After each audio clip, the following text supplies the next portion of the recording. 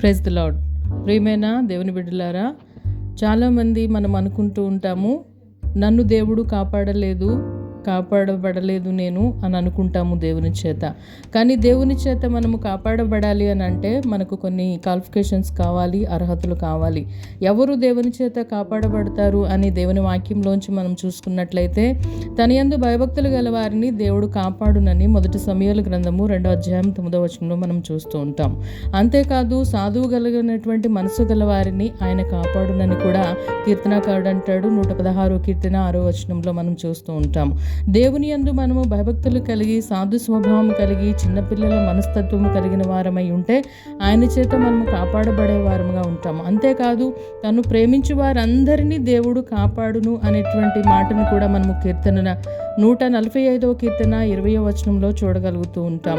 అంతేకాదు తనను ఆశ్రయించు వారందరినీ దేవుడే కాపాడును అని చెప్పి మనము కీర్తన 5వ అధ్యాయము 11వ వచనంలో చూస్తూ ఉంటాం. కనుక దేవుని చేత మనము కాపాడబడాలి అని అంటే దేవునిపై మనము ఆధారపడాలి, ఆయన యందు భయభక్తులు కలిగి ఉండాలి. ఆయనతో మనము నడిచిన వారముగా ఉంటే ఆయన